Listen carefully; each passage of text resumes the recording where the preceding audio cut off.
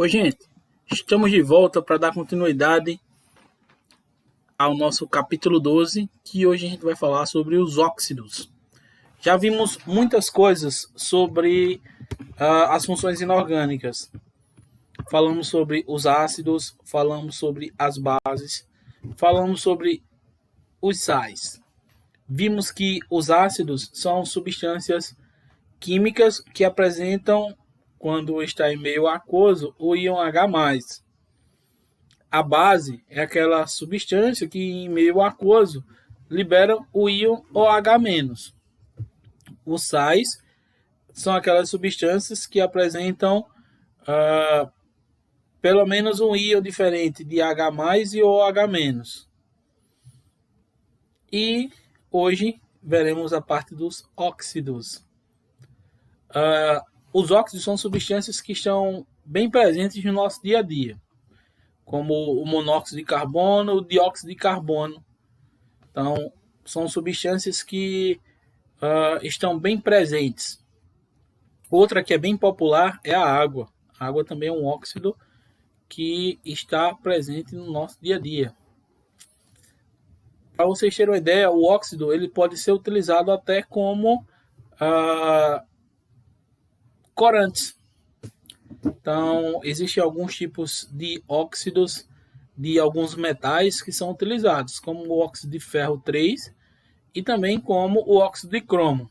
O óxido de ferro 3 ele é produzido a partir de uma reação do ferro metálico com oxigênio, que é o ar.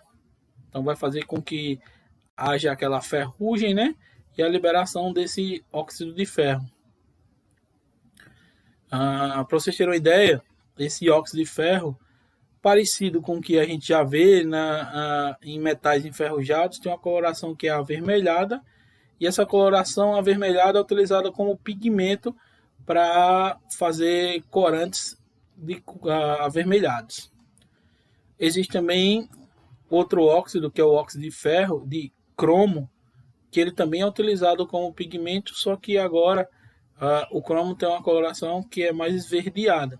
Então, ele é utilizado para fazer tintas na cor verde. Então, finalmente, o que é um óxido? Óxido é um composto binário que... O que é binário mesmo? O binário é aquele que só tem dois elementos químicos. E para vocês terem uma ideia, como é fácil identificar um óxido, dois elementos químicos e um deles obrigatoriamente é o oxigênio. Então a gente tem o oxigênio e outro elemento químico. Beleza? Beleza. Então vamos lá. São exemplos, como a gente já falou, o CO2, o CO, o NO, o SO2, o NO2. Então todos eles são substâncias binárias, ou seja, tem dois elementos químicos e um deles é o oxigênio. Como é que dá a nomenclatura do óxido? Basta você dizer óxido de e o nome do elemento para que possa colocar o nome daquela molécula. Então, temos aí algumas moléculas como óxido de cálcio, óxido de sódio, óxido de prata, óxido de zinco e óxido de alumínio. Observa que o primeiro, que é o óxido de cálcio, ele é CaO. Então, O representa o óxido e o Ca, que é o cálcio, vai ser a parte final da nomenclatura. Então, a gente tem óxido de cálcio. Na segunda molécula, nós temos O, óxido de o Na, que é o sódio, óxido de sódio. Ag é prata, então nós temos óxido de prata. Zn é zinco, então a gente tem óxido de zinco. Al é alumínio, então nós temos óxido de alumínio. Existem alguns elementos que apresentam NOx variável, como vocês já aprenderam em aulas anteriores. Quando o NOx daquele elemento for variável, nós precisamos colocar alguns prefixos, como mono, di, tri, tetra. Observa aí o exemplo a seguir. Nós temos o CO. O CO, o nome dele é monóxido de carbono. Mono quer dizer que só tem um oxigênio de carbono. Geralmente não se coloca mono quando só tem um elemento diferente do oxigênio. Então, por isso que é só monóxido de carbono. Outros exemplos são o pentóxido de difósforo, o trióxido de diferro, o pentóxido de nitrogênio e o tetróxido de triferro. Nesse caso, observa que o pentóxido de difósforo, que é o primeiro, pent quer dizer que tem 5 oxigênios, difósforo quer dizer que tem 2 fósforos. Então, nós temos P2O5. Trióxidos, 3 vezes o oxigênio, de ferro, 2 vezes o ferro. Pentóxido de nitrogênio, nós temos 5 vezes o oxigênio, de nitrogênio, 2 vezes o nitrogênio. Por último, nós temos o tetróxidos de triferro, tetra, 4, então temos 4 oxigênios, e triferro, 3 vezes o Fe, 3 vezes o ferro. Existe também outra nomenclatura que são utilizados para esses elementos que apresentam NOx variável, que é colocar o número em algarismo romano no final desse elemento. E o número vai ser representado, o número que a gente vai colocar, o número a ser representado, vai ser o NOx daquele primeiro elemento. Então nós temos FeO, que seria óxido de ferro 2, porque o NOx do ferro é 2. E como é que eu vou saber que o NOx do ferro é 2? Aí a gente tem que se lembrar das regrinhas. O oxigênio tem NOx menos 2 e para anular o menos 2 tem que ser mais 2. Por isso que o NOx do ferro, nesse caso aí, é mais 2. Óxido de ferro 3. Como é que eu vou saber que é mais 3? O oxigênio tem carga menos 2, só que ele aparece 3 vezes. Então eu tenho menos 6. Para anular menos 6, eu tenho que multiplicar o ferro, 2 vezes o ferro, por 3. Então vai ser a carga do ferro, nesse caso, 3, mais 3. Por isso que o nome dele é óxido de ferro 3. E o óxido de cobre? O óxido de cobre, Cu2O. Nesse caso, como a carga do oxigênio é menos 2, a do cobre tem que ser mais 1, então eu tenho NOx para o cobre mais 1. Então nós temos óxido de cobre 1. Ainda existe outra nomenclatura para a questão do NOx, para diferenciar o NOx, tá? Se aquele elemento apresentar apenas duas variações de NOx, então basta colocar a terminação oso ou ico. Oso para aquele que tiver o menor NOx, ico para aquele que tiver o maior NOx. Como assim? Nós temos aí FeO e Fe2O3. O ferro ele só tem essas duas variações. Então eu posso chamar ele de óxido ferroso ou óxido férrico.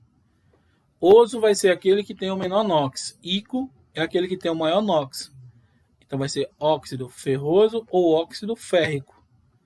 A mesma coisa acontece aí para o cobre. Só apresenta duas variações, com NOx mais 1 ou mais 2. E nesse caso, aquele que tem o menor NOx, ele vai ter a terminação oso. Então nós temos óxido cuproso ou óxido cúprico. O que tem maior NOx vai ser a terminação ico. Os óxidos também recebem uma classificação de acordo com a sua acidez. Então nós temos óxidos que são básicos, óxidos que são ácidos e óxidos que são neutros. Os óxidos básicos são aqueles daquelas moléculas que o oxigênio se junta a metais alcalinos e alcalinos terrosos.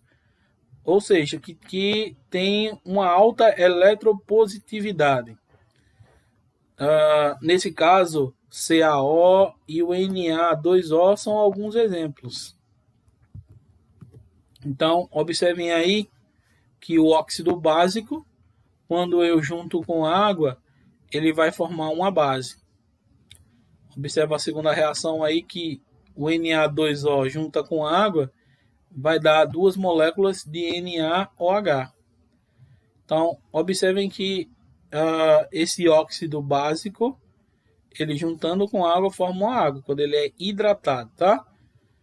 Ou a reação de um óxido básico com um ácido, ele vai formar sal mais água. Então, tem um CaO mais 2HCl, vai dar CaCl2, que é um sal, mais água, que é H2O. O segundo tipo de óxido é o óxido ácido, ou também chamado de anidrido. Nesse caso, o oxigênio vai fazer ligações com elementos que têm uma alta eletronegatividade. Lembra que eletropositividade, a alta eletropositividade, que é o que a gente viu lá das bases, são aqueles elementos que estão do lado esquerdo da tabela, das primeiras colunas da tabela periódica. E quem tem alta eletronegatividade são aqueles elementos que já estão do lado direito da tabela periódica. Então, quanto mais à direita e mais acima, mais eletronegativo vai ser o elemento. E aí ele dá alguns exemplos, como o enxofre e o carbono.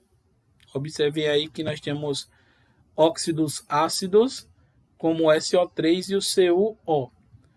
Outra informação que é importante é que esses óxidos ácidos podem reagir com água e formarem ácidos. Também neutralizam bases formando sais mais água, como a gente viu no anterior. Observa aí que a gente tem o óxido ácido. Quando eu junto com água, ele vai formar o ácido. Como a gente tem aí no SO3 mais H2O, vai juntar e formar um ácido, que é H2SO4. Na segunda linha aí, você pode observar que tem outro óxido ácido, que é o CO2. Quando eu junto com água, vai formar H2CO3. Ou então a reação de neutralização, que seria o óxido ácido juntado com a base, formando sal mais água. Mesma coisa a gente pode observar na última reação, que é mais um óxido ácido junto com uma base, que é o KOH, ele vai formar o sal, que é K2CO3 mais água. Então, eles podem gerar uma reação de neutralização como o ácido comum que a gente viu lá no início da parte de sais, quando a gente viu a parte de neutralização. Os óxidos ácidos, eles também são denominados anidridos. Nesse caso, como exemplo, a gente pode colocar o H2SO4, que quando você desidrata ele, ou seja, quando você retira uma molécula de água, você vai formar aí a molécula do SO3, que seria um óxido considerado ácido. Lembra que o enxofre é um elemento que ele tem uma alta eletronegatividade, ele está mais à direita da tabela periódica. Isso acaba classificando como um óxido ácido. Tem também a nomenclatura para esses óxidos ácidos, que também são conhecidos como anidridos, que depende um pouquinho da nomenclatura lá do ácido. Então, quando a gente tem lá o ácido sulfúrico, nós vamos ter como resultado um óxido chamado de anidrido sulfúrico. O ácido crômico, anidrido crômico. Ácido carbônico, anidrido carbônico. Então, observa que nesse caso, vocês têm aí uma reação que é desidratação, onde ele retira a água do H2SO4 e forma essas substânciazinhas aí, que são óxidos ácidos ou anidridos. Por último, nós temos os óxidos neutros. Os óxidos neutros é aqueles que nem são ácidos, nem são básicos. Existem 3 exemplos de óxidos neutros, que é o CO, ou monóxido de carbono, o monóxido de nitrogênio, e o NO2, que é o monóxido de nitrogênio. todos eles são bem conhecidos, inclusive esse último, que é o NO2, ele também é conhecido como gás hilariante. Então, é isso aí, gente. Espero que vocês tenham gostado, tenham entendido aí o que a gente falou. Na próxima aula a gente fala um pouquinho mais sobre esses óxidos e responde algumas questões lá do livro, tá? Então, obrigado a todos e até a próxima!